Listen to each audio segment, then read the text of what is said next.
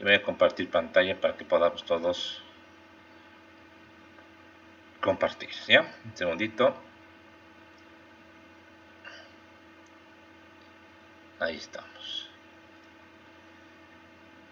Preguntarle si se puede ver la pantalla. ¿Sí?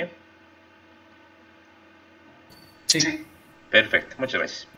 A ver, recapitulando, hemos visto las propiedades más básicas de la madera estructural, hemos visto la densidad, hemos visto métodos para medir la densidad, vimos también acerca de los esfuerzos principales que existen en la madera, hemos dicho que es variable en función de sentido longitudinal, radial y tangencial.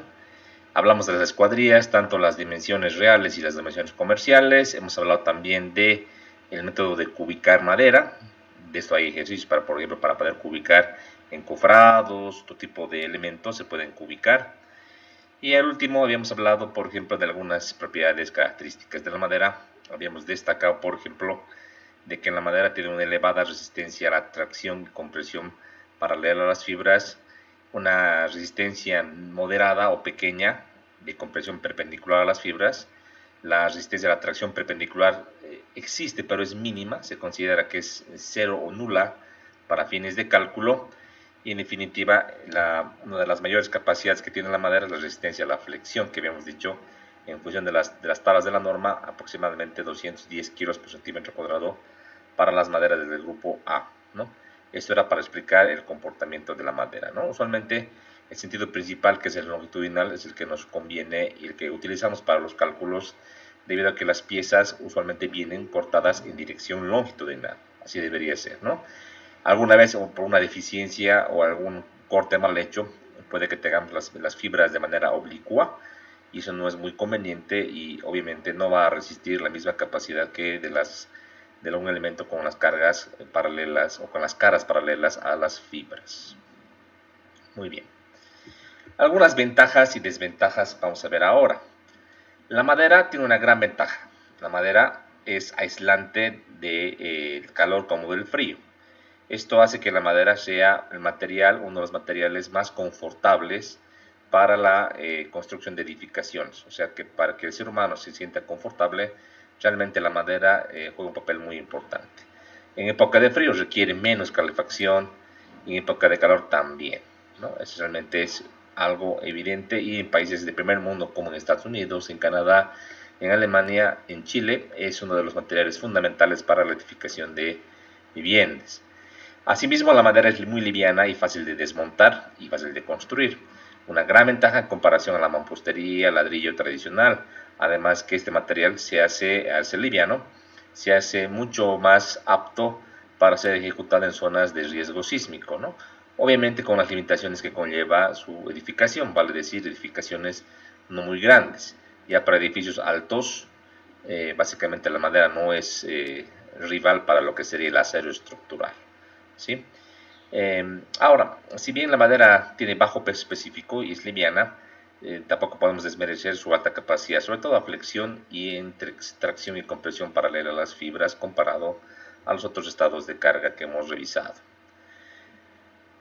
Otra ventaja también es que la madera, decíamos, es susceptible a soportar ataques químicos, como también tiene la capacidad de absorber la humedad del aire y acumularla y restituirla a esta última, ¿no? En este caso es algo que hace que la madera sea también un material muy confortable que se adecue al medio ambiente al cual está siendo puesta en servicio. La madera también puede ser fácilmente prefabricada. Vamos a ver más adelante una imagen bien práctica. Ya habíamos visto al principio, ¿no? En la fabricación de entrepisos de madera, vale decir, en un taller, un galpón, construir lo que serían viguetas, tableros, paneles para ejecutar ya entrepisos, como también muros prefabricados que se pueden llevar a una obra y se puede construir de una manera muy rápida y eficiente, sin mucho equipo complejo, solamente con unas pequeñas grúas para poder hacer el montaje, ¿sí? Actualmente la limitante de las escuadrillas cerradas, vale decir, tamaños límite, que en la norma del pacto andino tenemos 29 centímetros, decíamos a 35, exageradamente 40 centímetros de peralte que se puede conseguir a pedido, ya es algo que se puede solventar ya con la tecnología de la madera laminada o encolada. Es decir, a través de esa tecnología más moderna se pueden unir piezas pequeñas y formar secciones transversales bastante grandes y que en este caso pueden solventar soluciones ya de edificaciones con luces grandes o con cargas medianamente pesadas, ¿no? La madera no se oxida, otra de las ventajas que tiene también comparado con lo que sería el acero. Algunos puntos fuertes a remarcar aparte de lo que hemos visto, para redondear: la buena resistencia, la baja densidad, la fácil trabajabilidad, es muy fácil de manipular, de cortar, de aserrar, lijar, conectar. Es muy cálido y noble para el uso del medio ambiente, el uso de los seres humanos. Y también, obviamente, si se maneja bien un bosque, hemos dicho que es el material de construcción más amigable con el medio ambiente, a diferencia del hormigón, a diferencia del acero estructural. Los puntos bajos o puntos débiles son las desventajas de la madera en la construcción. Como todos conocemos, la madera, al ser un material natural, puede ser sujeta a cambios o a agentes abióticos, vale decir humedad, temperatura, sol. Por ejemplo, si tenemos una sección de madera que está expuesta al sol, se supone que va a cambiar su humedad en el transcurso de un periodo, entonces no es buena idea tener madera expuesta sin ninguna protección. Asimismo, en cuanto al tema de insectos, hongos y otros efectos bióticos, la madera es susceptible a ser, en este caso, afectada, por ejemplo, con las termitas, pero para eso también se requiere, obviamente, un tratamiento especial, ¿no? No es justo que la madera, por ser natural, no requiera un tratamiento especial. El acero requiere una pintura anticorrosiva, el hormigón tiene recubrimiento que protege las varillas de acero, entonces, de manera similar, la madera requiere pues una protección específica, como un elemento químico que le produzca protección para lo que sería la humedad, perdón, los insectos, los hongos, y para la humedad, por ejemplo, hacer un curado muy exigente para tener la madera en condiciones óptimas para su utilización. En cuanto al incendio, alguien pensaría que la madera es realmente crítica, que la madera es muy susceptible a quemarse. Esto es verdad de manera parcial. En realidad, secciones pequeñas tienden a incendiarse rápidamente. Secciones gruesas o grandes más bien protegen y hacen que la temperatura exterior de un incendio no se transfiera rápidamente a la temperatura interior. Esto porque la madera de secciones grandes tiende a generar una corteza o un recubrimiento que se va a quemar antes de que el fuego logre ingresar a la parte medular del tronco o de la sección. Entonces, eso más bien protege y ayuda y le da un tiempo específico para que los bomberos puedan actuar para apagar el incendio, ¿sí? En cuanto a las uniones, la madera, si bien hemos dicho que es bien manipulable, en algunos casos los encuentros de varios elementos puede tener cierta dificultad en su ejecución, pero vamos a ver que tampoco es tan extremo como en el acero. La madera sí tiene la característica de ser un material anisotrópico, vale decir que existen diferentes resistencias y capacidades en los diferentes ejes, ¿no? Usualmente en las direcciones perpendiculares a la fibra tiene una menor resistencia, por ejemplo en la compresión decimos, en la tracción es 0. En cuanto a las dimensiones reducidas, claro, esto en secciones aserradas es típico, secciones pequeñas y que no van a alcanzar para soportar cargas importantes o longitudes importantes. Entonces, con secciones aserradas nos limitamos un poquito a dimensiones regulares para viviendas, pero ya con la tecnología, decíamos, de la madera laminada encolada, podemos ya ir salvando esta dificultad.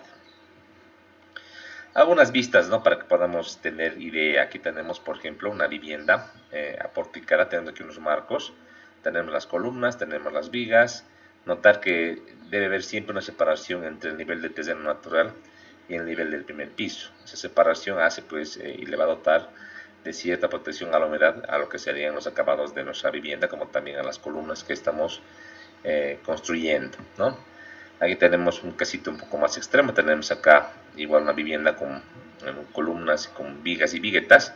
Notar que a diferencia de esta imagen, aquí no tenemos todavía colocado el sistema de piso, aquí tenemos ya el sistema de piso, y a diferencia, por ejemplo, del sistema de losa maciza en hormigón armado, aquí debido a las pequeñas dimensiones que tienen las viguetas, su separación es muy pequeña. Hablamos de separaciones de 40 centímetros, 50 centímetros, separaciones usuales para formar el sistema de piso, ¿no? Ingeniero, buenas tardes. Buenas tardes. Disculpe, seguimos viendo la presentación de PowerPoint, no estamos viendo las imágenes.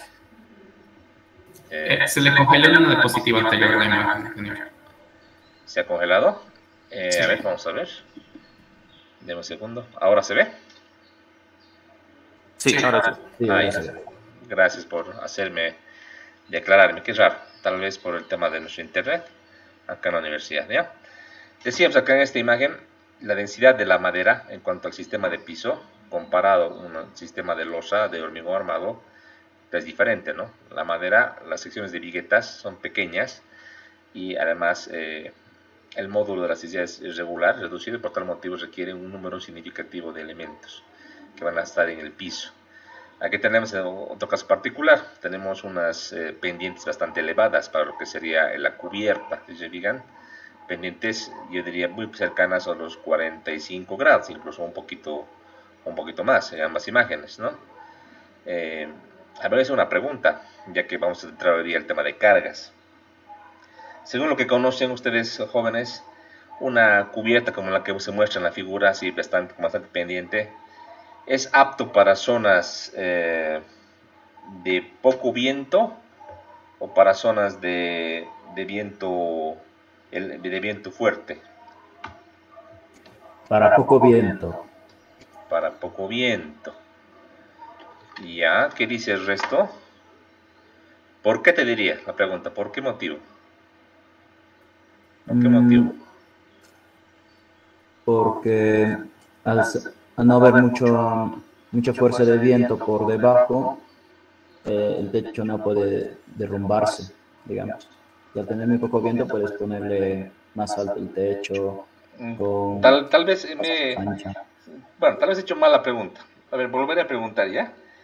¿Una cubierta con alta pendiente es aconsejable para soportar cargas de viento o es mejor una cubierta con pendientes más pequeñas?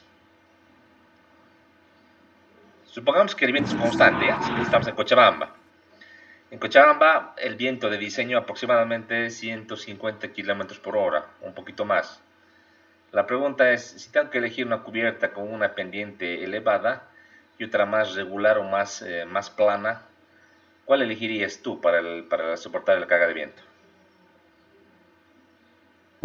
La más plana, ingeniero, porque soporta mejor presión del aire. Sí, más plano, ingeniero. Más plano, ¿no? Está muy bien la respuesta. Ahorita vamos a revisar también, pero un poco de lógica, ¿no ve? Si fuese bueno colocar cubiertas así bien con harta pendiente, en todo Cochabamba habría pues este tipo de cubiertas, ¿verdad? O en La Paz, Santa Cruz, y es muy poco frecuente.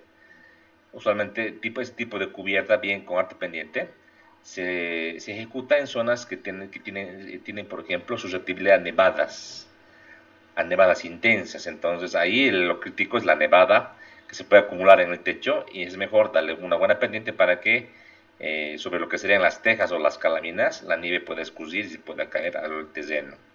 Entonces para zonas con alta posibilidad de nevada es una cubierta como la que se muestra, ¿no? Para zonas más regulares como en Cochabamba, que tenemos por ejemplo más viento y no tenemos nieve, lo que tenemos es granizo, pero es de manera ocasional, usualmente las pendientes son menores. Muy bien. Acá tenemos igual ya la vista dentro de una estructurita. Ahí podemos ver una cubierta. Si se fijan, está un poco al revés, o es muy plana la cubierta. La pendiente es plana, yo diría que es un poco al revés. Está hacia afuera. Ahí tenemos unos aleros que están volando.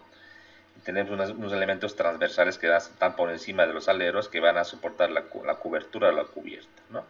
Como se podrán fijar, a la vez tenemos una separación entre el terreno natural y el primer piso. Fíjense que la separación acá es importante. Me animaría a decir que es más de 50 centímetros a un metro prácticamente la separación, ¿no? La humedad es crítica para, en este caso, pues, la formación de hongos, por ejemplo, y la afectación en la madera, por ese motivo que hay que alejar lo más posible, ¿no?, de esta humedad. Depende también de la zona, ¿sí? Acá ya tenemos estructuras bastante importantes. Aquí fíjense, es una cancha de hockey, es un coliseo muy grande. A la vista no sé qué tenemos las personas. A la vista de ancho debe ser por lo menos unos 30-35 metros y largo casi unos 50 metros, un poquito más. Esto se puede conseguir con una tecnología o un tipo de armadura especial que está en curva y además que las secciones sí son secciones grandes y se consigue esto a través de la madera laminada que decíamos, ¿no? O encolada, que tiene esas ventajas, ¿no? Pero a su vez también, como podrán fijarse, hay unos cables que están soportados a una estructura metálica, ¿no? O sea que es una estructura mixta prácticamente, ¿no? Aquí también tenemos un tipo de cubierta, tipo, en este caso, malla espacial, tipo domo o cúpula, que se puede también construir, ¿no? Entonces son métodos constructivos y materiales que se pueden utilizar también, ¿no? Usualmente en los países latinoamericanos no es tan viable hacer en madera, se hace más en acero, también por el costo, ¿no? Que es un poquito más costoso hacer en madera, un poquito más caro. En resumen, de las ventajas y desventajas, la madera es reciclable, una gran ventaja. No solamente pensemos pues en que la madera son escuadrillas, también de la madera sale papel, sale diversos productos, o sea que todo lo de la madera se puede aprovechar, inclusive la corteza que se saca para hacer acerrín y para tratar de hacer otro tipo de productos, o sea que la madera sí realmente es un producto, un material bastante amigable con el medio ambiente y con lo que sería la producción de productos para el uso de los seres humanos, ¿no? Tenemos un sinnúmero de productos que salen de lo que sería una tronca, ¿no? No necesariamente solo nos cesemos en la parte estructural. En cuanto al peso, aquí podemos ver claramente, ¿no? Tenemos todo un panel que va a ser un panel o un diafragma, muro diafragma que va a formar parte de una vivienda. Fíjense con apenas dos sectores de apoyo, una grúa muy pequeñita. Aquí 3 personas están acomodando y la están ajustando para que quede definitivamente colocada en su edificación. Algo casi impensable con lo que sería hormigón o lo que sería ladrillo, ¿no? Prácticamente impensable. Desde la madera sí se puede hacer. Fíjense, aquí ahí tengo una pequeña filmación captada así por etapas. Comienza a las 7 de la mañana a montarse. Ahí tenemos desde el primer piso. Se va montando en paneles, en segmentos. Pasa el día hasta lo que sería prácticamente las casi 8 de la noche y ya están con la cubierta, ¿no? El sistema de fabricación por paneles o tramos prefabricados es bien práctico y ayuda, ¿no?, a tener una construcción bastante rápida, inclusive superior a la que tenemos con el acero estructural, con la limitante de que en la madera se pueden hacer cosas como las que se muestran, ¿no? Viviendas 2, 3 niveles, pero ya edificaciones altas ya es más complicado, ¿no? También algunos ejemplos de estructuras estéticas, algunas cubiertas, como pueden ver ustedes, que pueden ser ejecutadas de esa manera, ¿no? Aquí también algunos edificios, hay en Australia, en Noruega, en Canadá, y si se fijan ya no es tan pequeño, ¿no? Ahí hablamos por lo menos de unos 15 pisos, un poquito más, que se han podido conseguir con la tecnología de madera laminada, pero también combinando con lo que sería acero estructural, ¿no? Ahí está. Cuando decíamos que la madera es quemable, entre comillas, se refiere justo a lo que les decía, ¿no? En un incendio, las grandes secciones, las grandes escuadrillas, en vez de perjudicar, ayudan porque la parte externa es la que se va a carbonizar y protege la parte del núcleo de la madera y hace que la temperatura del incendio tarde mucho en pasar de un lado a otro, a diferencia de otro tipo de materiales como el acero, por ejemplo. Fíjense aquí, luego de un incendio, una sección gruesa se ha mantenido totalmente estable, no ha colapsado, debido a que solamente la parte de afuera se ha quemado.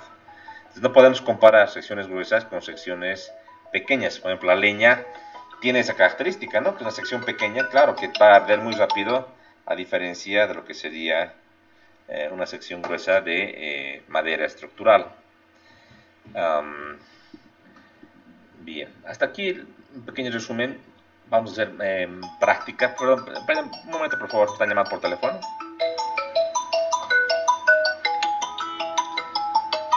¿Aló?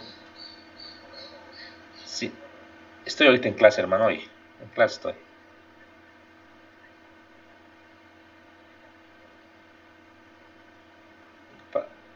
Sí, para el decano, yo lo voy a pasar mañana al decano, hermanito. ¿Ya? Claro, no te preocupes. ¿Ya?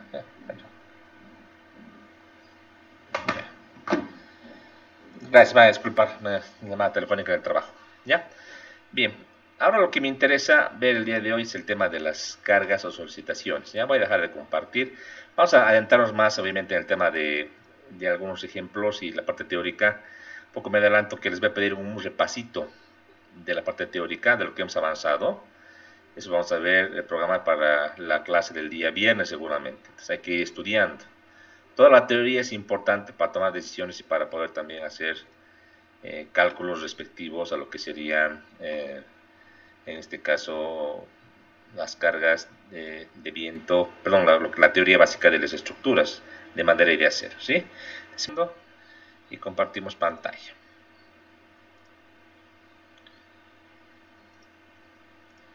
¿Se puede ver la pantalla? ¿Sí? ¿Se puede ver la pantalla? Sí, ingeniero, se Listo, puede buenísimo. ver. Ya, muy bien. Entonces quedamos de acuerdo en lo siguiente. Cuando hablamos de cargas, una carga es una acción externa que actúa sobre una edificación, sea cual sea esta. Podría ser, en este caso, un puente, una vivienda, un edificio, y esta acción externa debe ser soportada por la estructura, por el sistema estructural principal, como también por los componentes o los componentes secundarios que, si bien no son estructurales, sirven de cerramiento o de fachada a la edificación. Aquí, por ejemplo, en esta vivienda yo puedo reconocer columnas, vigas, losa y el sistema de cubierta, que está conformado, por ejemplo, con perfiles metálicos o con estructura de madera. Pero el resto, por ejemplo, lo que serían las tejas, el muro de ladrillo tal vez, algunos herramientitos o vidrio, si bien no es estructural desde el punto de vista de aportación al sistema principal resistente o al esqueleto estructural que también se conoce, tiene también que tener cierta resistencia, ¿no? O sea, no podría yo pensar tener una teja que no aguante nada, ¿no? Una calamina que sea muy delgadita y que ante el mínimo empuje del viento se tuerza y se rompa, ¿no? O sea, tiene que haber necesariamente cierta rigidez y capacidad de los miembros, entre comillas, no estructurales, ¿verdad? Eso es algo que tiene que tenerlo muy en claro. Entonces, ante las acciones externas, ante las cargas que pueden ser debido al uso de la edificación, al peso propio o las cargas medioambientales que se conoce, es que tenemos lo que sería el sistema de cargas que debe verificarse o debe hacerse incidir para que uno pueda hacer un diseño, uno pueda analizar, perdón, y sacar esfuerzos internos y deformaciones para verificar el diseño de ciertos miembros estructurales, ¿no? Eso quiero que quede muy, pero muy claro, ¿ya? ¿Qué tipo de cargas conocemos? Cargas muertas, cargas vivas, cargas de viento, cargas de granizo, cargas de nieve, presión, por ejemplo, hidrostática, si es que voy a construir, por ejemplo, un sótano, o presión del terreno. Son las principales cargas que pueden haber, como también la carga o la acción sísmica dentro de una edificación, ¿sí? Va a depender mucho la zona donde vamos a construir, como también el tipo de estructura, para definir qué tipo de cargas o qué tipo de acciones vamos a tomar en cuenta para un mismo proyecto. Eso quiero que te tome muy, pero muy en cuenta. Entonces vamos a un poquito a hablar al respecto, y déjenme, voy a compartir una hojita. En un segundo, y vamos a compartir. A ver.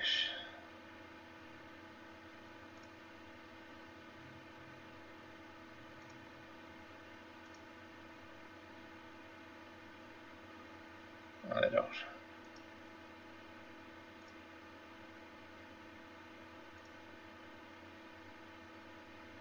Ya. Ya. Ahora se puede seguir viendo la pantalla. ¿Se ve?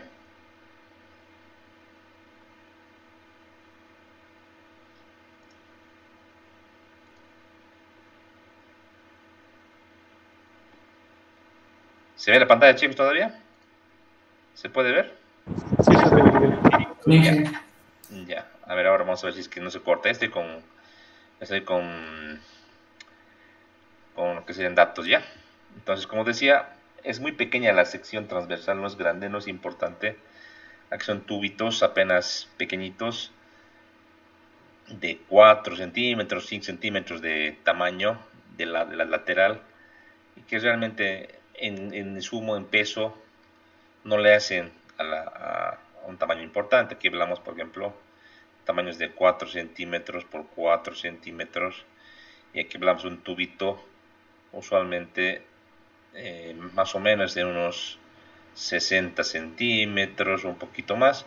O sea que es una estructura bastante liviana. El panel que se va a cubrir esto con un banner y una planchita es igual liviano. Entonces estaríamos hablando de más o menos una estructura que pesa entre la tonelada y media, 2 toneladas, 2 toneladas y media, en ese rango de peso.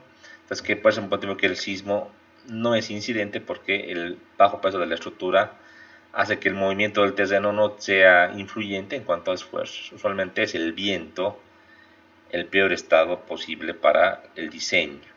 En el caso de la vivienda, es variable. Si la edificación es ligera, no es muy grande y ligera, probablemente sea el viento también, y sea en este caso el granizo o la nieve los elementos más importantes, ¿sí? Pero sin descartar también lo que es el sismo, y también tenemos que hacer pues el análisis correspondiente, ¿ya? Eso sería en cuanto a un letrero, por ejemplo, ¿no? En una nave industrial ahora veamos algo similar. Una nave industrial, aquí voy a hacer un parate, otro ejemplito. Es una nave, también conocido como galpón, tiene la siguiente configuración básica. Por ejemplo, una navecita que tengamos, ¿qué les parece? De tipo de cubierta. Hay varias configuraciones, ¿no? De cubierta. Supongamos esta, donde tengamos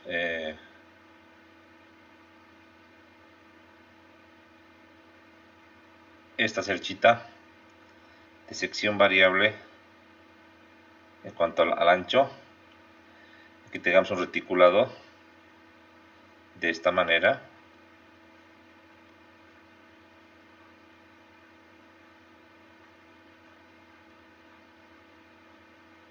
Como estoy dibujando. Ahí digamos. Esta cubierta se puede unir con unas columnas metálicas, como también con las columnas de hormigón. Supongamos que estas columnas, las que voy a dibujar, son de hormigón. Entonces aquí unas columnas que van a tener como un apoyo.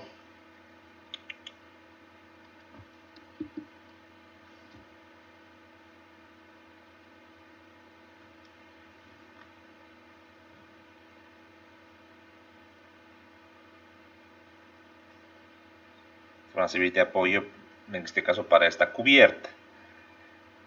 ¿Qué es mejor hacer con acero o con hormigón? Es depende de lo que diga el cliente, ¿no? A veces la solución más económica es hacerlo con celosía metálica también. Pero también si quieres hacerlo con hormigón no hay mucho problema, también se lo puede hacer. Esto está en función de la geometría. Vamos a ver tips, cuando nos toque ver sistemas estructurales, vamos a ver los tips para poder definir qué tipo de columnas, las dimensiones de las columnas, etcétera, ¿no? Este tipo de estructura tiene su sección aquí, y supongamos que visto de manera lateral, tenemos la siguiente configuración. Aquí las columnas de hormigón de este tamaño, supongamos así, replicándolo esto varias veces, tendríamos algo como lo que estoy aquí dibujando,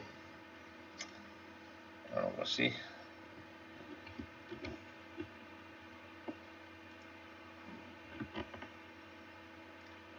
Vamos por aquí, vamos por aquí,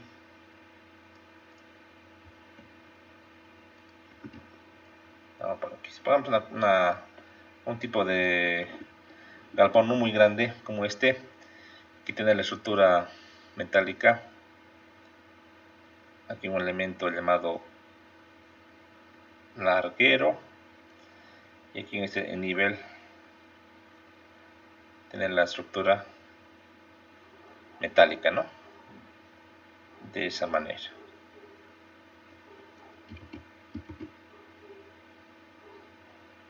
Ponemos así, de esa manera, ¿no? Aquí tenemos toda esta caída, uno de los lados, diremos, apoyado en estas columnas de hormigón. Aquí tendremos pues las famosas calaminas, o unos panelcitos que yo les puedo determinar de esta manera. Aquí tenemos una de las cerchas, aquí una de las cerchas, aquí una de las cerchas, aquí una de las cerchas, visto de costado, y unos elementos que pueden ser unos atizadorcitos de esta manera, que se pueden colocar en la cubierta, y lo que sería el reticulado, que se podría ver de esta manera, tal vez un tipo de armadura, como que les digo, ¿no? Aquí las correitas de esta manera. En definitiva, este tipo de galpón o nave industrial, dimensiones principales que tiene este ancho libre,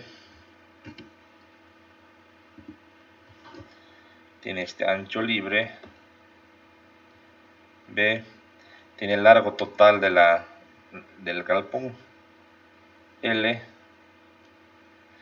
y tiene una altura libre. La altura libre mínima, que usualmente nos piden como dato esta altura H mínima, ¿no? El resto, obviamente la pendiente, todo eso está sujeto a que el diseñador lo defina, pero por lo menos la altura libre, el ancho y la longitud tiene que estar definido por el cliente, ¿no?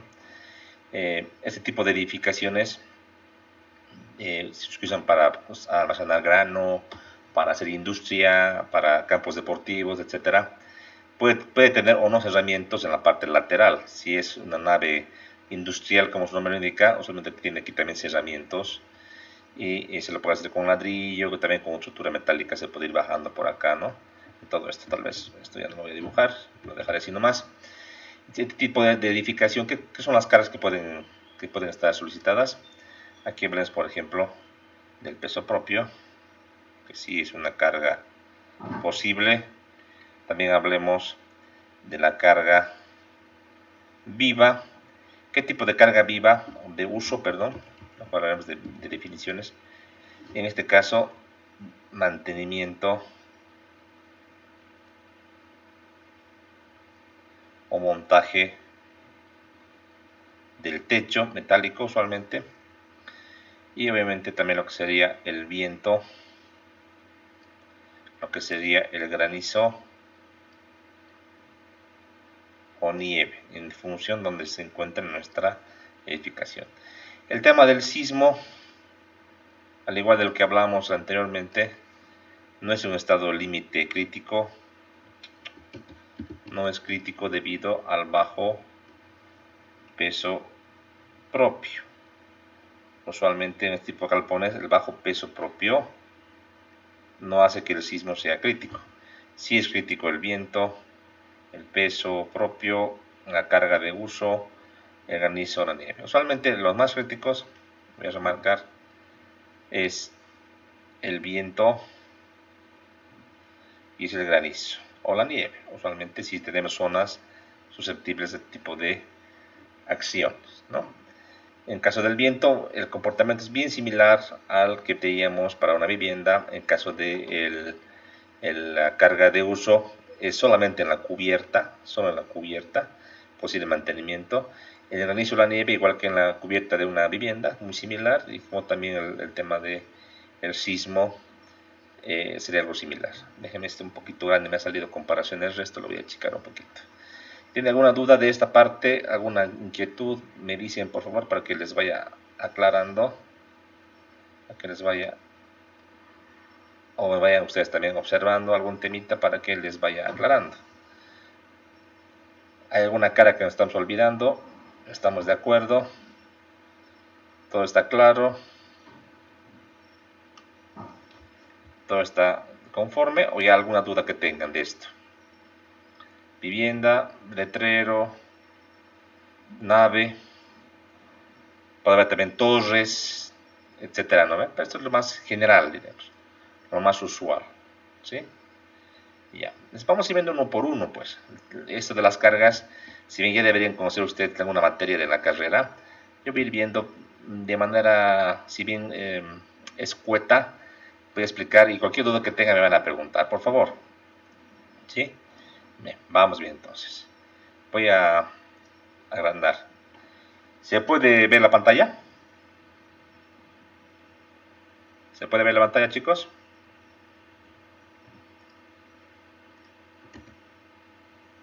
¿Todavía seguimos en línea?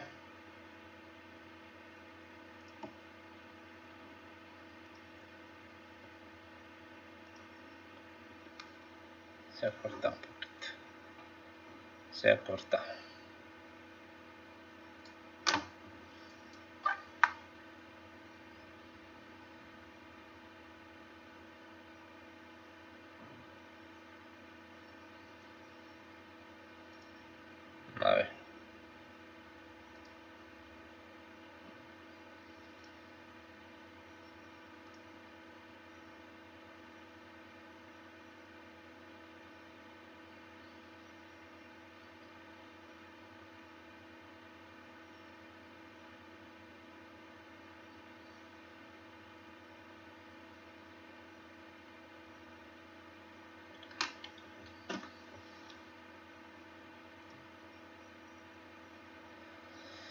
A ver.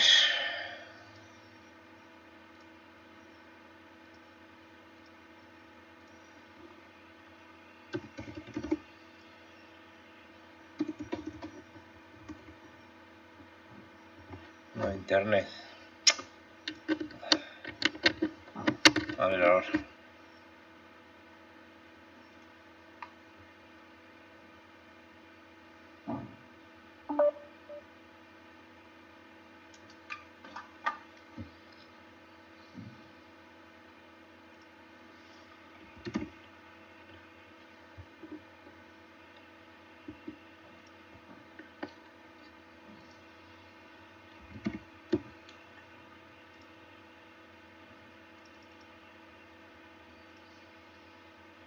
Se ha cortado el Sí, internet. que se escucha. Ya, muy bien. Volvamos a la conexión, por favor. Entonces podría volver a compartir pantalla. ¿Ya? Hablábamos en esta descripción resumida que hemos hecho acerca de las cargas principales de una estructura. En viviendas hemos hablado también de lo que serían letreros publicitarios, de lo que serían naves industriales, indicando lo principal que se debe tomar en cuenta y qué tipo de carga es la carga más crítica o la carga más demandante. Es que me he marcado con color blanco. Por ejemplo, en nave industrial decíamos usualmente el viento, el granizo, la nieve son las cargas principales para un diseño de una nave industrial. En el caso de un letrero publicitario decíamos el viento, usualmente la carga principal, la que más va a definir en este caso el comportamiento. En una vivienda es muy variable, depende el tipo de zona y la configuración de la estructura para saber si es el viento, el granizo, la nieve, inclusive el sismo, que habría que ir verificando como las principales cargas dadas. ¿Alguna pregunta que tengan de este tipo de definición básica que acabamos de hacer? ¿Alguna duda que tengan? ¿Sí? ¿Estamos de acuerdo? ¿Todavía se escucha? Sí, ingeniero. Ya. Pues rápidamente voy a entrar a hacer una descripción cortita en el tema de las acciones o cargas. Esto es un tema ya deberían ustedes conocer de las materias de anteriormente han abierto esta materia en la carrera, ¿sí? Decíamos del peso de la estructura, usualmente se le conoce como carga muerta. Es el término que se le da en la literatura internacional. Notar que para lo que sería estructuras de acero, vamos a basarnos en la literatura de Estados Unidos, ¿sí? En cuanto al acero. Y en cuanto a la madera, si bien vamos a ver literatura latinoamericana, también hay harta influencia de Estados Unidos en cuanto a lo sería la norma del pato andino y todas las demás literaturas. Entonces, en esta literatura norteamericana solamente las cargas de peso propio se les suele llamar peso propio a la carga muerta. En inglés se le conoce como dead load y la carga, repito, de todos los componentes de una edificación. En este caso, en este edificio, todo lo que es estructural y todo lo que no es estructural, ¿no? Por ejemplo, decíamos las losas, vigas, columnas, paredes, muros, pisos, contrapisos, ventanas, vidrios, alfombras, todo lo que tengamos fijo en la estructura. La clave de entender que es peso propio es que no varía o no existe variación ni en magnitud ni en posición, esto en función del tiempo. Obviamente esto es parcialmente cierto porque en una edificación cualquiera o una nave industrial se pueden hacer algún ajuste, se puede incorporar algún elemento nuevo, se puede cambiar el piso, entonces realmente podría haber una variación a largo plazo, pero no es significativa y se puede considerar como que es constante.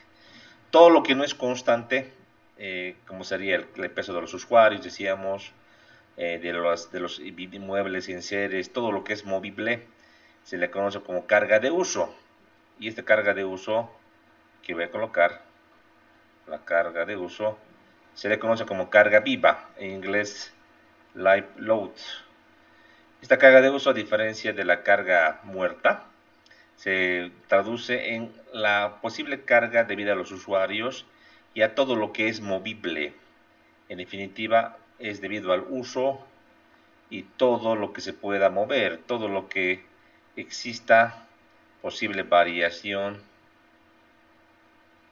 en magnitud y en posición en función del tiempo.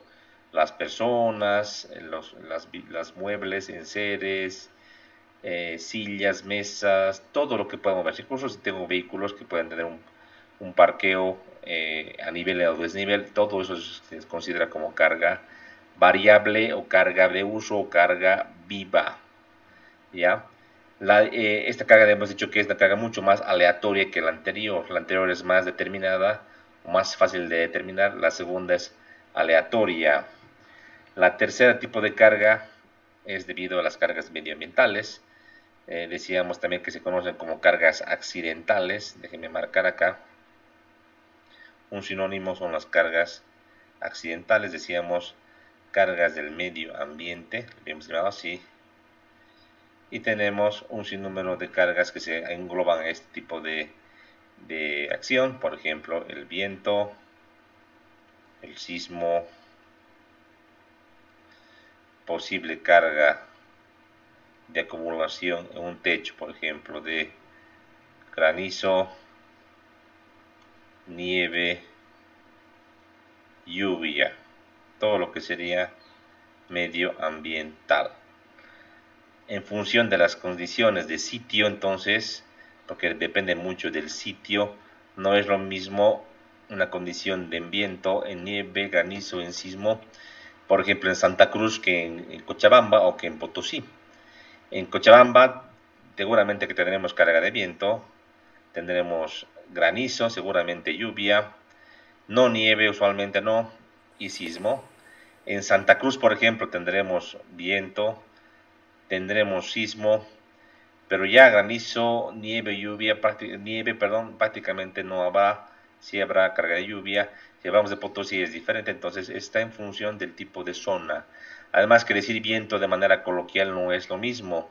El viento que hace en Cochabamba, su intensidad y su accionar o su velocidad, digamos, en cuanto a la fuerza de viento, diferentes pues que en Santa Cruz, que en La Paz, que en Potosí. Ahora, el mismo Cochabamba no es lo mismo tener una edificación abierta, por ejemplo, hablemos del Valle Alto, que tener, por ejemplo, en el centro de la ciudad de Cochabamba. Las condiciones de sitio marcan la diferencia. En el sismo lo propio. El tipo de suelo no es el mismo. Si hablamos de un suelo bastante rígido como en la zona norte, la respuesta al movimiento de una estructura es diferente que si hablamos de un suelo bastante arcilloso o blando, como hay por ejemplo en la Maica, que es en la zona sur. Las condiciones de sitio van a modificar la respuesta de la estructura en el tema del sismo. Granizo y nieve también hay variación.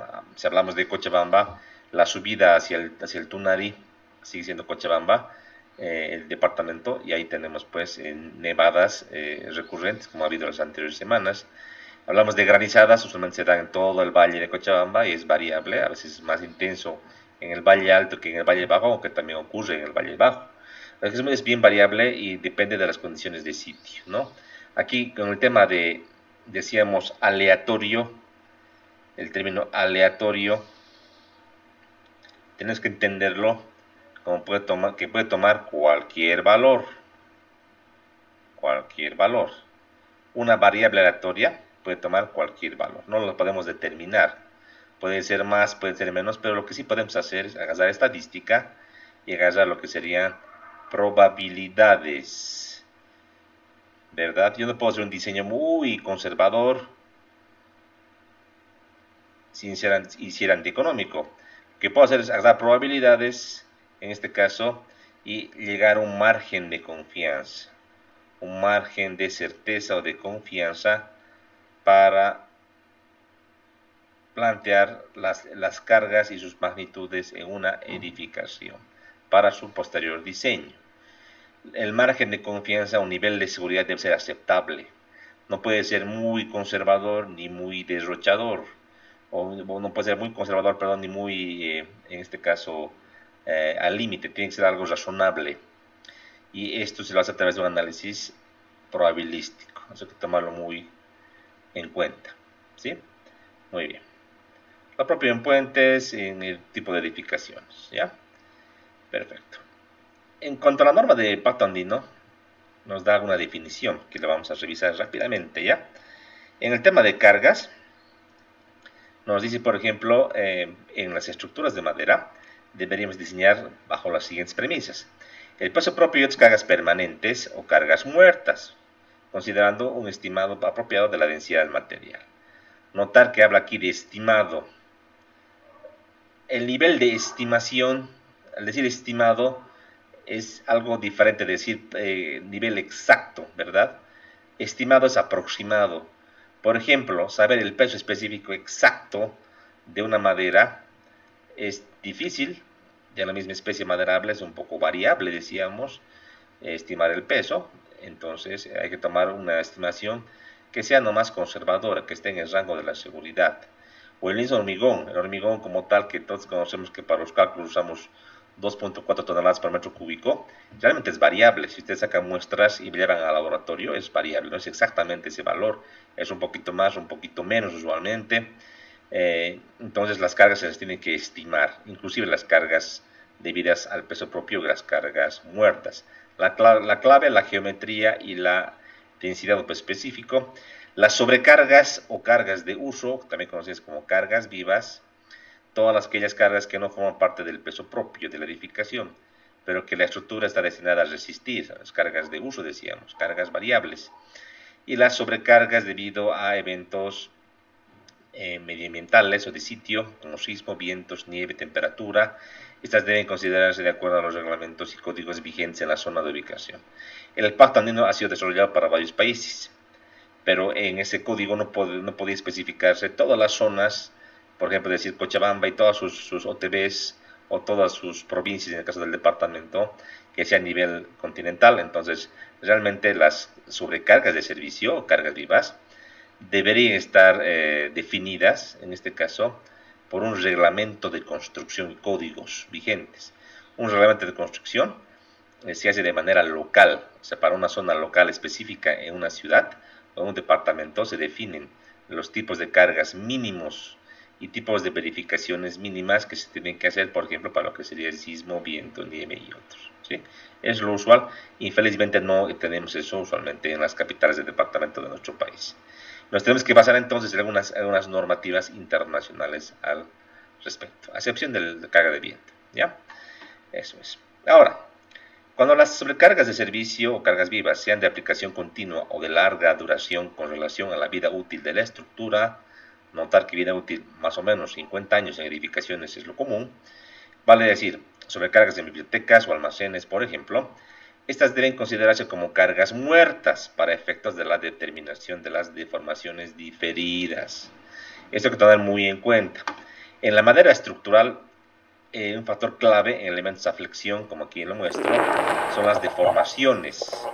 Entonces, elementos que tengan cargas de aplicación continua, vale decir que si bien un libro se puede desplazar, se puede mover, usualmente en una librería o biblioteca, los libros tienden a salir no de manera muy continua. Entonces este tipo de estructuras que tienen este tipo de sobrecarga, como también almacenes, otro ejemplo, se las debe considerar como cargas muertas, porque tienen aplicación continua. Hablemos de que están más de 5 o 10 años en una misma posición. Entonces hay efectos de que las fibras de la madera con el tiempo van cediendo y se van deformando más. Es bueno, dice, que tomar en cuenta para este tipo de verificación de deformación la carga viva como si fuese carga muerta, bajo las mismas premisas.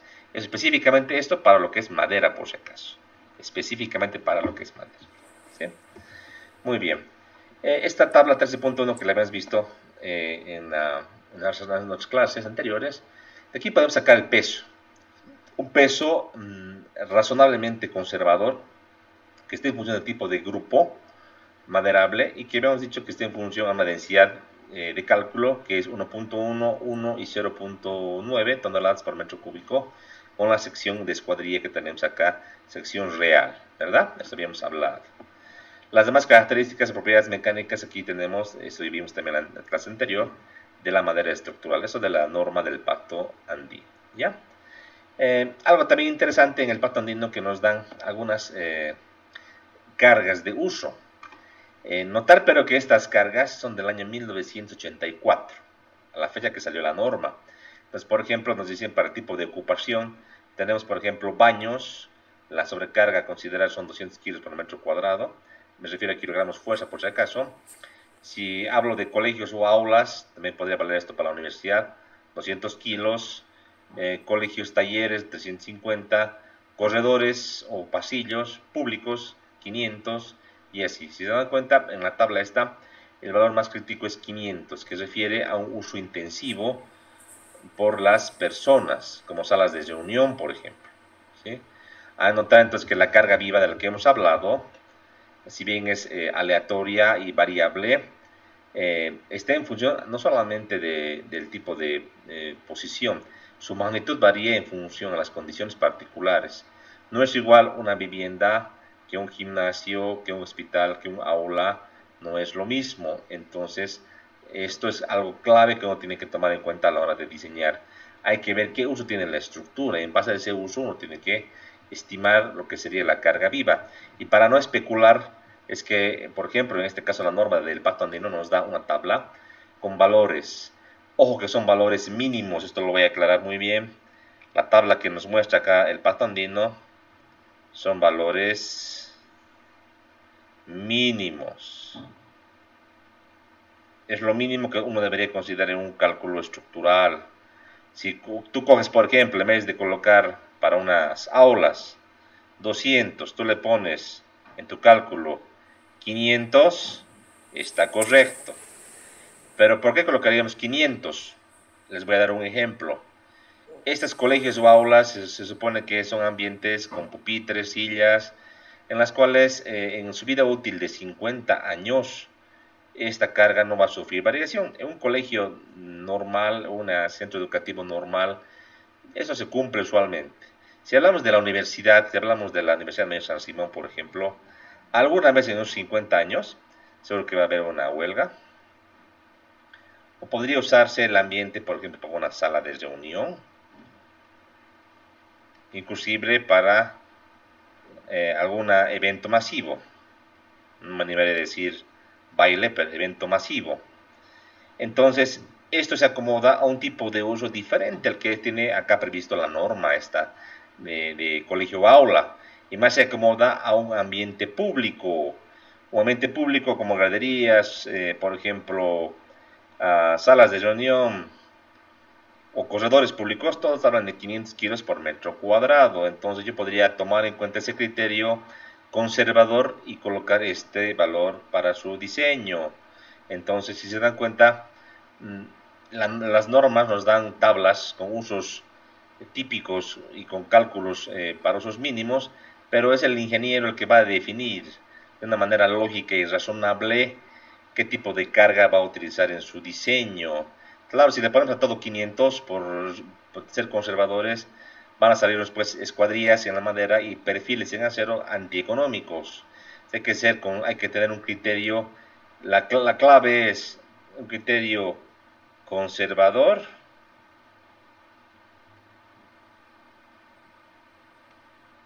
pero no derrochador. Esa es la clave. Conservador pero no derrochador. O sea, algo bueno, bonito y correcto. Entonces, en lo particular, aquí hay una variación. Hay ingenieros que agarran, le ponen un poquito más, le ponen un poquito menos, es variable. Yo nunca les aconsejaría pero irse con el mínimo, por ejemplo, en la universidad. Con 200 yo jamás les aconsejaría, porque estaríamos en un riesgo inherente y en un umbral de seguridad muy bajo. Porque yo sé que en la universidad, alguna vez en los 50 años de vida útil, va a haber un evento masivo, una reunión. Por ese motivo que 200 es imposible, habría que pensar en un valor más grande. Alguna vez algún colega, ahora que esté por acá esta imagen, para que podamos revisar, algún colega pensaba en esto. Decía, a ver, Voy a calcular la carga viva, voy a filosofar. Pensemos en esto, pensemos en un metro cuadrado, pues entonces un metro cuadrado, ahí tenemos un metro por un metro. Voy a empezar, primeramente voy a ver cuántas personas pueden entrar en un metro cuadrado y las voy a pesar para saber realmente la carga viva en este ambiente. Bueno, si hablamos de zonas geográficas es variable, ¿no? De seguro que en Cochabamba, por ejemplo, Santa Cruz, tenemos gente con mayor nivel de peso que en La Paz o en el altiplano. Pero un estándar, pongamos nomás un peso aprox de unos 80 kilogramos, fuerza de peso por persona, que puedan entrar, supongamos, en un metro cuadrado, unas 3 personas, hablaríamos de 240 kilogramos por metro cuadrado, sería lo valor de cálculo, así, puntual. Alguien podría decir, no, pero entran 4, pero imagínate, pues eso es un metro por un metro, imagínate toda una losita que tengas, una losa, un paño, no sé, pues de unos 10 metros, perdón, 20 metros por unos 8 metros. Seguramente que en todo este área churada, chicos, por favor, su retorno. Si apagan su audio, por favor. ¿Quién está con audio?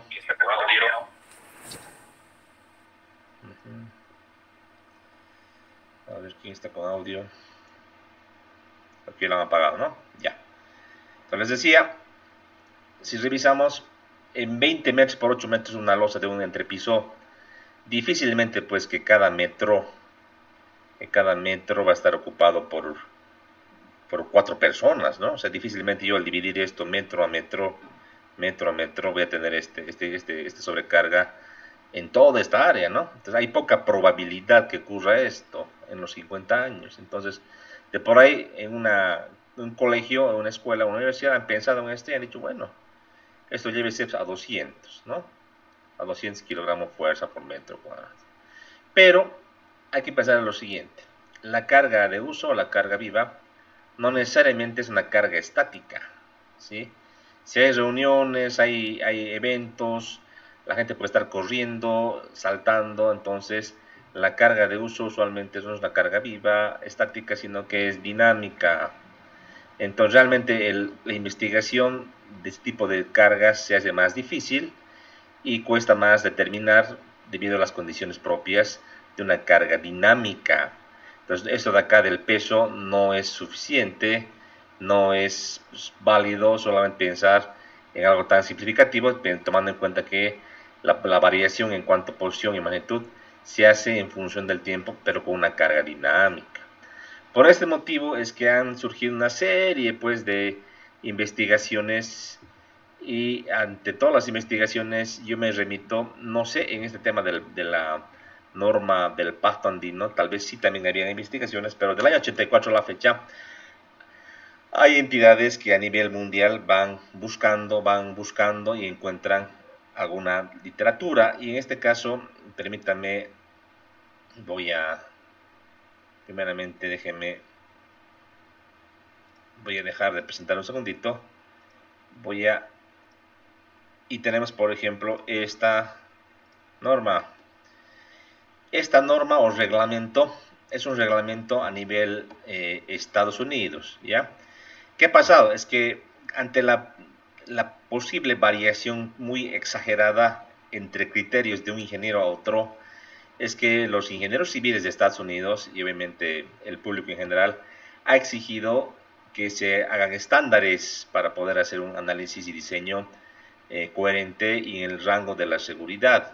Entonces, que la Asociación Americana de Ingenieros Civiles, conocida como ASCE por su acrónimo, ha generado un libro, una norma, un reglamento con el número 7, que toma en cuenta, como dice el título, si lo pueden leer, dice cargas mínimas de diseño y otros criterios asociados para edificios y otras estructuras, ¿ya? Entonces ellos han ido investigando, se han basado en investigaciones que cada vez se van haciendo más a nivel internacional para ir, por ejemplo, en este caso de las cargas vivas, definiendo con criterios, repito, conservadores, pero no derrochadores, pero para una realidad específica, en este caso para los Estados Unidos. En Bolivia no tenemos ese tipo de documento. Allá sí hay investigaciones y se genera, ¿no? Hasta el anterior, semestre yo manejaba la norma 2016. Actualmente tenemos la norma 2022, que es la última que se ha sacado para esta guía. Son prácticamente 1000 hojas, no todo nos va a servir este semestre, pero por lo menos en el tema de cargas vivas, déjenme mostrarles rápidamente. Voy a ir a cargas vivas. El texto les voy a compartir, no se preocupen. Ahora quiero mostrarles las cargas vivas para ver realmente cómo está colocado esto, ¿ya? Déjenme revisar. Y aquí está. Hablamos de las cargas vivas o live load en inglés. Hay unas pequeñas definiciones acá que hay que ir revisando. Y lo que me interesa es que la norma nos da un cuadrito. Este cuadro dice cargas mínimas uniformemente distribuidas, le llama L sub 0 como símbolo, y cargas mínimas concentradas. Revisemos, ¿ya? Por ejemplo, para lo que sería un departamento, nos dice ver zonas residenciales. Voy a ir a residencial para revisar, ¿ya? Residencial, aquí está. Residencial. Y en residencial hay una discriminación de ambientes. En un edificio habitacional, de vivienda, hotel, etcétera, no todos los ambientes tienen el mismo uso. Por ejemplo, dice residencial, tipo dice ambientes para una o dos familias. Dice un valor definido dentro de esta familia. Habla de los áticos inhabitables. Un ático es un ambiente usualmente donde se colocan cierto tipo de almacenamiento. Aquí dice sin almacenamiento pesado, seguramente solamente es un ambiente ligero, libre. Ahí habla de un valor de 10 y 0,48. 10 debe estar estas unidades inglesas en libras por pie cuadrado y entre paréntesis en kilonewton por metro cuadrado. Entonces, para los áticos inhabitables sin cargas, 0,48 kilonewton por metro cuadrado, o si quieres, pues casi 50 kilos por metro cuadrado. En áticos habitables pero con almacenamiento sube esto prácticamente al doble, a casi 100 kilos por metro cuadrado. Ahora hablamos acá de áticos habitables con zonas de dormitorios, sube a casi 150 kilos por metro cuadrado. Y otras áreas, excepto las escaleras, dentro de este ambiente de 1 o 2 familias, prácticamente 200 kilos por metro cuadrado. ¿Sí? Si se dan cuenta, en la misma edificación, para diferentes ambientes, es una discriminación. Dice, excepto escaleras. Para escaleras hay que ver específicamente donde dice el título escaleras, ¿ya? Ahora, a diferencia de estas viviendas para 1 o 2 familias, otras viviendas, otro tipo de acabado residencial. Entonces, aquí habla de salas privadas y corredores que las sirven, casi con 200 kilos por metro cuadrado, y salas públicas, por ejemplo, podría ser el estar, la recepción, tal vez el comedor mismo. Ahí habla directamente de 500 kilos por metro cuadrado aproximadamente. Y los corredores que sirven a las salas públicas también con 500 kilos por metro cuadrado. Solo me quedaría pendiente acá, aparte de clasificar una casita, las escaleras. Entonces voy a buscar escaleras, la letra S, por acá estamos, escaleras, aquí está, stairs, y tenemos escaleras y salidas, dice escaleras para 1 o 2 familias, dice 1.92 o casi 200 kilos por metro cuadrado como carga de escaleras para este tipo de zonas, supongamos, muy ligeras, ¿no? Para esto de escaleras se suele colocar 500 kilos por metro cuadrado. En particular yo hago ese tipo de cálculo. Como podrán ver, para cada tipo de ambiente se divide, aquí es un poco más científico, ¿no? Por ejemplo, en salones de clase en escuelas, que podríamos también hacer analogía a universidades. Salones de clase, classrooms, 200 kilos por metro cuadrado. Corredores sobre el primer piso, casi 400 kilos por metro cuadrado. Corredores de primer piso, dice 500 kilos por metro cuadrado. Pucha, qué complicado, ¿no? Corredores sobre el primer piso y corredores en el primer piso, en la planta baja. ¿Qué pasa? Es que en la planta baja puede haber acumulación. Supongamos que tenemos el edificio de bloques de aulas que tenemos aquí en San Simón. Tenemos 4 niveles. Los corredores hay que diseñar, dice, con un mínimo de 400. Pero los corredores de planta baja, donde toda la gente se acumula de todos los pisos y sale en caso de, por ejemplo, un terremoto o un incendio, se va a sobrecargar de una manera repentina. Entonces ahí sí dice la investigación o la norma que debe ser por lo menos con 500 kilos por metro cuadrado. ¿Se dan cuenta? Es muy racional.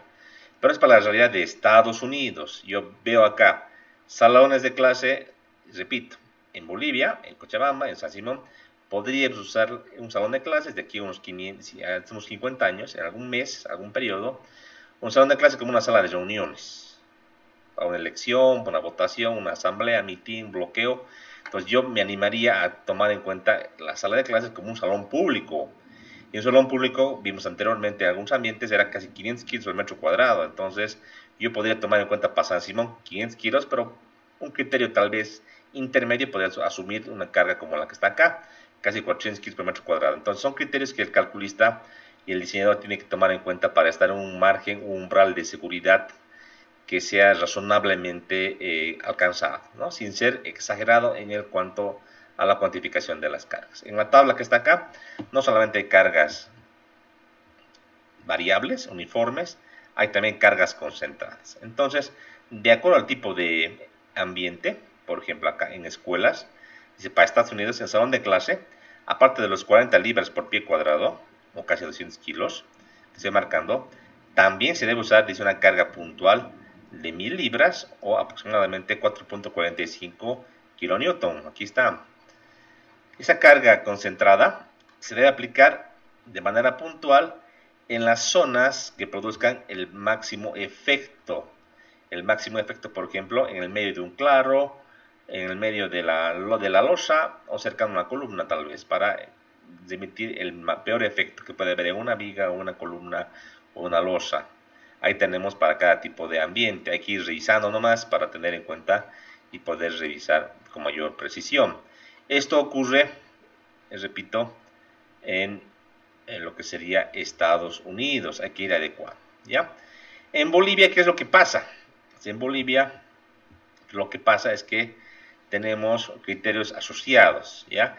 En Bolivia se ha pensado algo similar, pero como no tenemos o no se gasta en investigación como en Estados Unidos, prácticamente lo que se ha hecho es hacer como una analogía. Se ha copiado la norma ASCE, digamos una versión antigua, pero que tiene cierto parecido a lo que acabamos de revisar. Déjenme, yo voy a compartir, denme un momentito, voy a compartir. Compartimos pantalla y les muestro.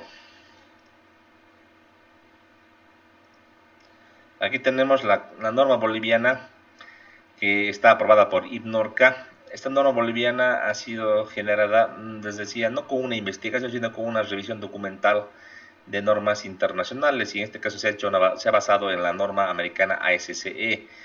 Si mal no me acuerdo, la versión 2005 o 2010, ¿ya? Tiene un código, la norma boliviana NB 1225.002-1, que sería la parte de la especificación. En este caso vamos a revisar qué es lo que dice esta norma, ¿ya? Vamos a revisar entonces en el caso de esta norma. Lo bueno que está en español, nos da una pequeña introducción acerca de lo que es el alcance de la norma, nos da el tema de unidades, una pequeña tabla de conversiones. Se maneja en SI usualmente, pero también se puede convertir a unidades clásicas de kilos y metros o kilos centímetros. Nos da una clasificación de las cargas. Aquí, por ejemplo, interesante, habla de las cargas gravitatorias. O sea, aquí junta o clasifica por el tipo de acción de la carga. Dice la carga muerta y viva, si bien son diferentes, ambas se parecen en algo, que son cargas gravitacionales, o sea que van hacia el centro de la Tierra. Carga muerta, peso propio y carga permanente. Aquí un poquito para discriminar. Peso propio es el peso propio de la estructura y carga permanente es la carga muerta no estructural. Pero ambos criterios son, digamos que lo mismo. Carga variable. En carga variable habla de lo que sería la carga de servicio, carga viva que les había indicado. Aquí fíjense, la carga de lluvia la tomo como carga variable, pero como carga gravitacional, hacia abajo.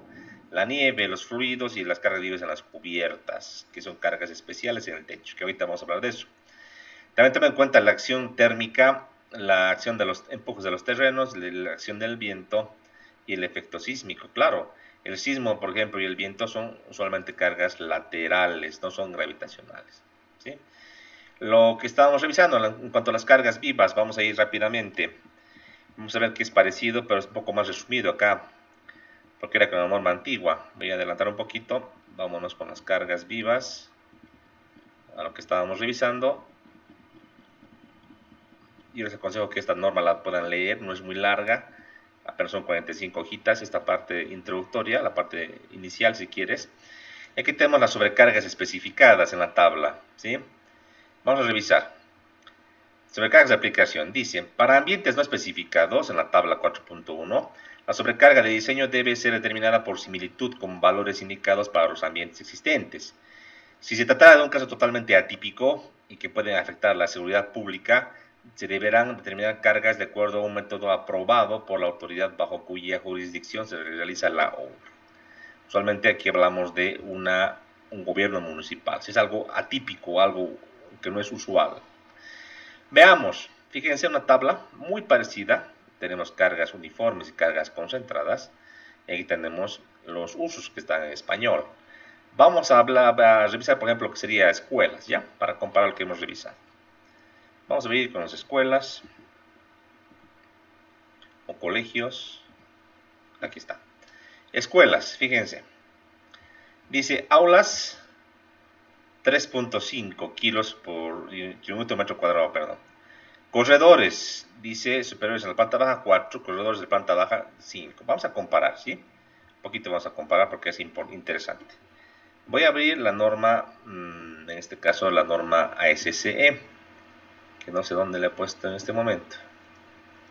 Déjenme revisar la norma ASCE, debe estar por atrás.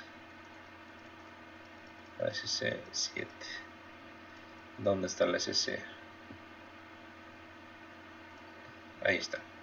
Les voy a comparar para que vean ustedes las tablas de cargas vivas que les decía, solamente en el tema de la carga esta de escuela, para ver la diferencia, ¿no? Para que vean el criterio que hemos usado acá en Bolivia. Si bien se han ido copiando la mayor parte de los criterios, algunos valores como las cargas vivas han ido ajustando, ¿ya? Entonces, vamos a escuelas, ahí está. Entonces para poder comparar voy a hacer un screenshot, ¿ya? Un recorte y vamos a ver acá. Ahí está.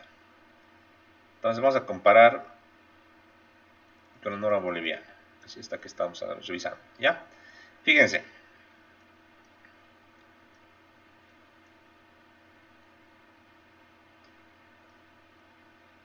Fíjense.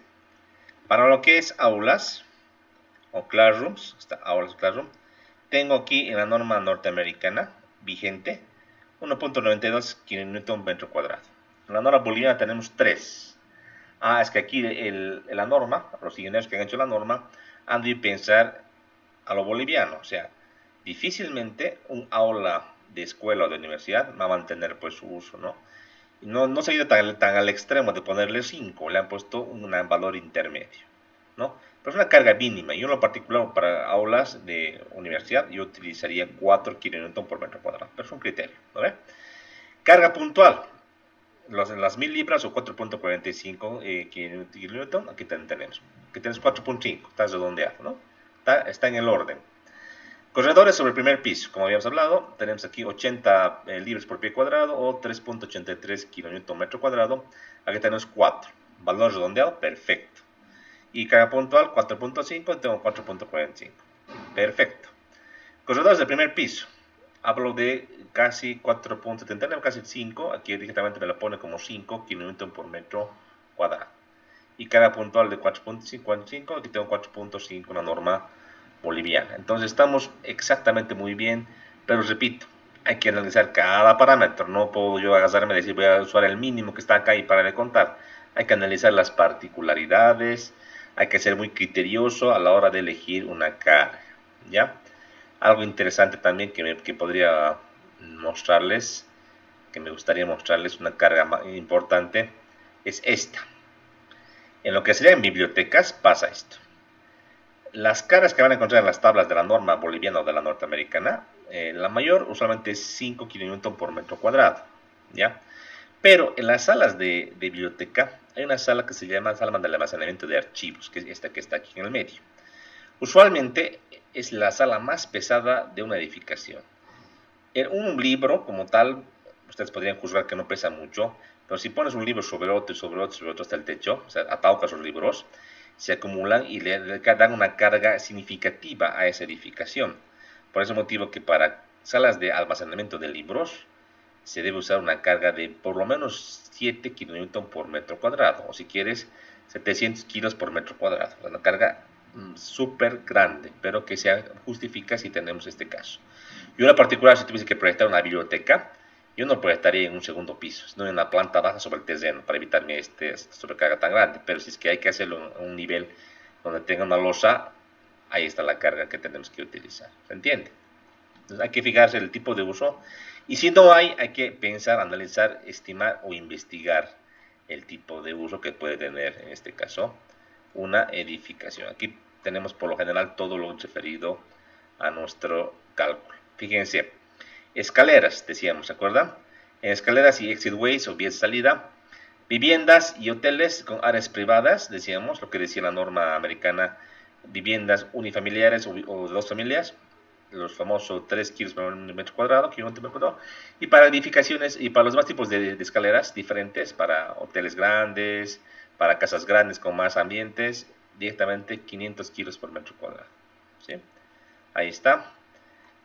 Tenemos gimnasio, tenemos todos los ambientes, y se fijan, por ejemplo, hospitales muy bien dividido en función del tipo de ambiente que puede haber, como sala de operación, habitaciones, salas y demás. ¿Sí? Interesante, ¿verdad? Entonces eso hay que tenerlo pero muy en cuenta, ¿sí? Usualmente ante la duda o consulta o tal vez algún error que tengamos acá, porque puede haber errores, siempre es bueno referirse a la norma madre, o sea que esta norma de acá proviene de dónde, de la norma original norteamericana, que es acá la última versión, la que está vigente ahora es la norma 2022, ¿sí? En el caso de techos, aquí hay que tener mucho cuidado. En el techo en inglés es roof, por si acaso, roof. La carga de techo se llama LR. Hay una discriminación con el nombre de la carga. La carga de uso es L.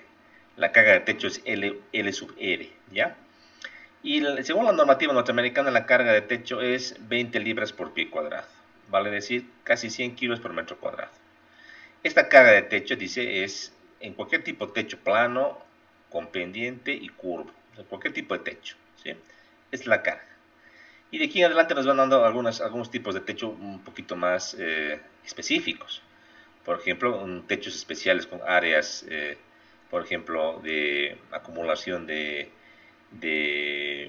almacenamiento, casi 500.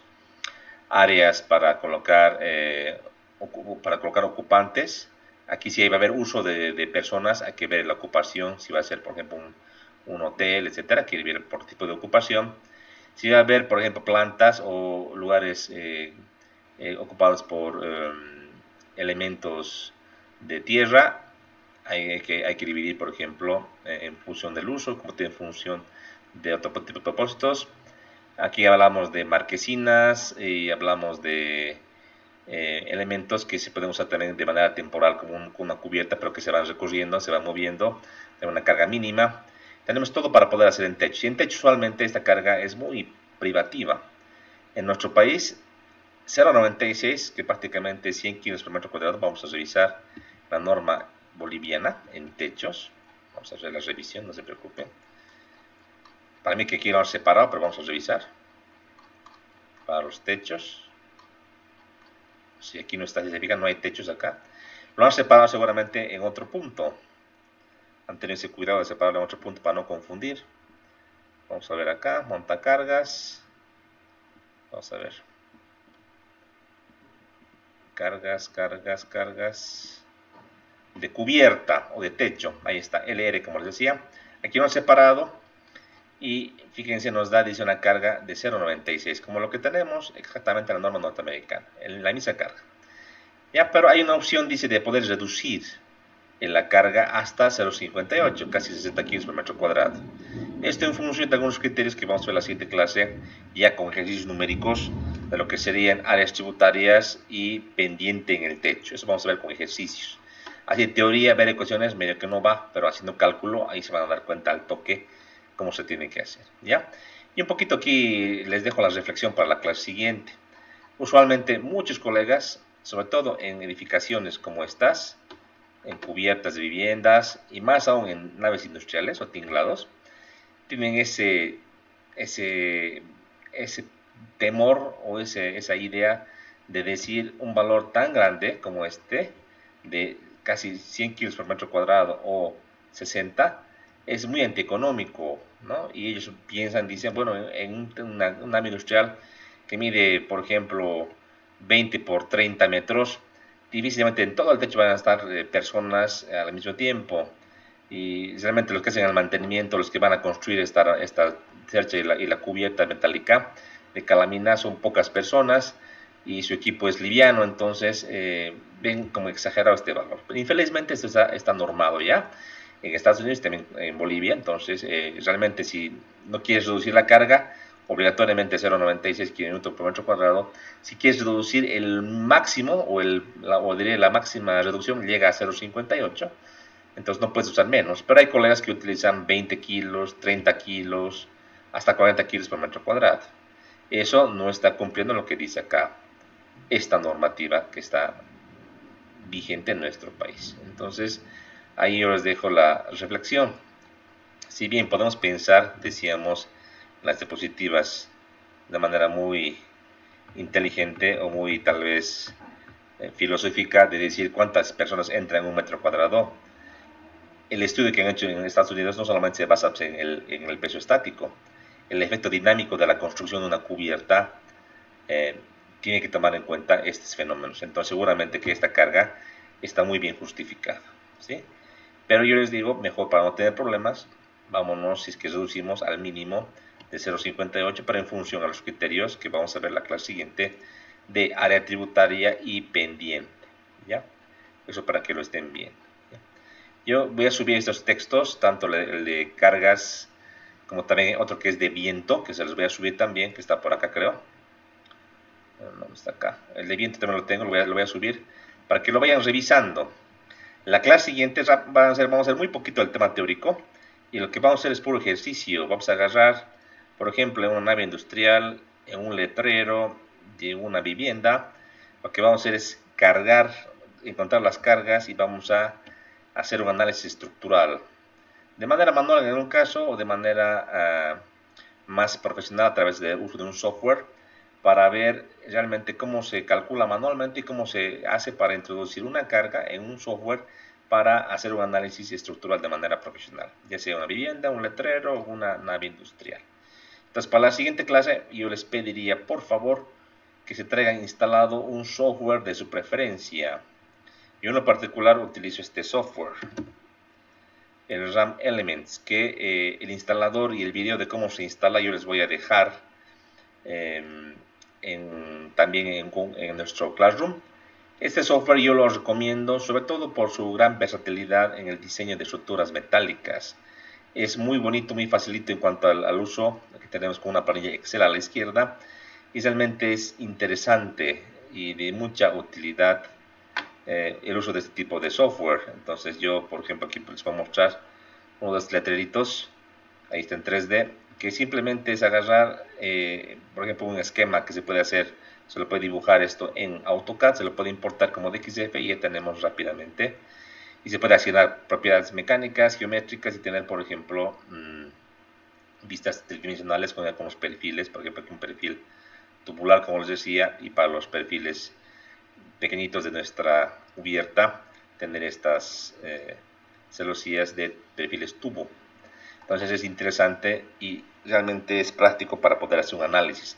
Esto de manera manual también se puede hacer, pero no se complica debido a que, por ejemplo, en este tipo de modelos, uno puede ir viendo qué diagonales puede eliminar en función al tipo de sobrecarga. Entonces, tener un software, aparte de ayudarte a hacer un análisis estructural, te ayuda a ver qué elementos están muy cargados o qué elementos están menos cargados para aumentarle o reducirle miembros o aumentarle, reducirle ayuntamientos. Entonces es como un laboratorio tener un software como este, ¿no? Que ayuda mucho a lo que sería el análisis estructural. ¿Sí? Yo les insto que se instalen y que vayan probando. Nuestro auxiliar también conoce muy bien este software, les puede dar una clasita para introducirles a los que no sepan. Si manejan SAP también o otro programa como Robot también, no hay ningún problema. Yo empezaré con este software y en alguna clase posteriori o en la grabación se los voy a dejar también en SAP como también en Robot para que tengan opciones para poder hacer. ¿Sí? ¿Alguna pregunta que tengan? ¿O estamos de acuerdo? ¿Duda que tengan? ¿Pregunta? Inge, buenas. Buenas. Con el tema de la norma, cuando estábamos hablando de corredores por encima de la planta baja, Sí. si hablamos de una construcción en madera, usted dijo que hay que separarla del piso Sí, por el tema de humedad. sí. ¿Eso ya consideraríamos que sea por encima de la planta baja? Muy buena pregunta. Pero muy buena pregunta. Bien que te has fijado ya. Vamos a hablar. Entonces, hablamos de las cargas vivas y decíamos, por ejemplo, si hablamos de madera, como las fotografías que vimos, nuestra planta baja tiene que ser, pues, necesariamente estar por encima, ¿no? Entonces, la planta baja de una casa o una edificación de madera, típicamente tiene, pues, aquí iremos, aquí escuelas. Típicamente está separada del terreno natural y ahí se hace con un entramado de madera. Creo que les he mostrado. Y vamos a ver rapidito ya para ver esta parte que es interesante. Aquí está, fíjate. Aquí vamos a hacer un zoom. Aquí te fijas, aquí del terreno natural se separa con unos dados en este caso. Se ponen unas vigas principales y hay unas vigas transversales llamadas viguetas, ¿no? Entonces, la losa de planta baja, diremos, el sistema de piso de planta baja, no está apoyado sobre el terreno natural. Entonces, obviamente, este sistema de piso hay que diseñarlo. Si hablásemos de hormigón armado, por ejemplo, una casa común y corriente, hablaríamos de que, si bien tenemos una separación de la cimentación, prácticamente se hace un relleno compactado. Entonces, la losa de planta baja es sobre el terreno, o sea, lo que no se calcula prácticamente, ¿no? A no ser que tengamos, pues, como decíamos en esta otra figura, en la otra figura que está por acá, donde estamos, que tengamos un sótano, ¿no? Por ejemplo, como en este caso. Si aquí tenemos un sótano, por algún motivo el propietario quiso hacer un sótano, evidentemente ya la planta baja tiene, pues, que estar calculada para las cargas actuantes. Es muy buena tu pregunta, porque en madera decimos y repetimos que sí o sí en madera la planta baja, como no está apoyada, tenemos que calcularla con tanto las viguetas como las vigas y las tablas. ¿Con qué cargas? Con las que está acá, ¿no? Si es planta baja, 5 kN por metro cuadrado. Si es un corredor superior, 4. ¿Por qué motivo es este? Decíamos porque ante un terremoto, sismo, incendio, de todos los niveles van a querer escapar, correr y activar de manera dinámica la edificación, todos los usuarios, y todos aparecen o todos se congestionan y se aglomeran en la planta baja, ¿verdad? Es por ese motivo que experimentalmente los norteamericanos han debido medir la posibilidad de esta carga o sobrecarga en estas plantas bajas, ¿no? De edificaciones, en escuelas, por ejemplo, hay también en hoteles, si mal no me acuerdo. Entonces tiene su lógica, muy buena pregunta. Bien, entonces para la siguiente clase, ya saben, un software, y yo voy a trabajar de manera manual en esta aplicación. Voy a hacer cálculos manuales, como también voy a hacerlo en el programa MATCAD, así que podemos ir avanzando más rápido. Ya vamos a hacer un par de cálculos, tal vez de vivienda, letrero o letrero nave industrial, para determinar las cargas y tenerlo clarito, ¿sí? No voy a eternizar, hacerlo muy lentito, porque para hacerlo perfectamente lento y explicativo cada carga me tomaría por lo menos unas 3 semanas para hacerlo a detalle, para que me entiendan así clarito. Un poquito voy a correr, voy a tenerlo ya parcialmente avanzado, pero ustedes, su obligación es ir a su casa y estudiar. Todas las planillas que yo genere, les voy a pasar en digital. Ustedes la tienen que analizar, mejorar, perfeccionar y adecuar a otras prácticas o proyectos que yo les voy a dar. Entonces, por ejemplo, hacemos un letrero de algún tamaño específico y les voy a dar una práctica de un letrero diferente, tal vez que sea al revés, que no sea paisado, que sea en vertical o que sea más ancho, algo así, como también en una nave industrial. Y entonces hay que estar pendientes la siguiente clase, ya tenemos que avanzar prácticamente contenido más de lo que es análisis estructural, ¿sí? Muy bien, entonces quedamos aquí, estudiantes, muchísimas gracias, muy buenas tardes, subo la grabación, ¿sí? Hasta el miércoles, gracias. Hasta el miércoles. Gracias, chicos. Hasta luego. Hasta luego. Hasta luego. Hasta luego, chicos, gracias.